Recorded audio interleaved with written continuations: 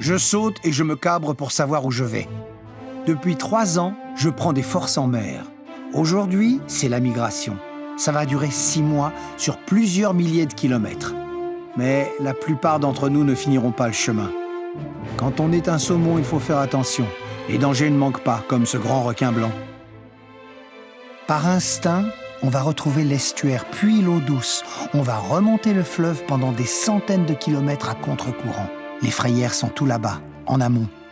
Mais même là, on n'est pas à l'abri des prédateurs, comme cet ours. Ça fait des mois que j'attends ce moment. Ces saumons ne sont vraiment pas très malins. Regardez, ils se jettent directement dans ma gueule. T'as vu? Je deviens tout rose, comme toi. Laisse tomber, il paraît qu'on change de couleur à cause des crevettes qu'on mange en mer. Ça nous protégerait du soleil. Après tous ces efforts, on doit même se battre entre nous. Dans notre groupe, beaucoup vont mourir d'épuisement et seuls les survivants pourront se reproduire. Sur 8000 œufs pondus, seulement 4 saumons deviendront des adultes. Après 6 semaines, les petits vont sortir et rester se cacher pendant 3 mois. C'est cette poche qui va les nourrir.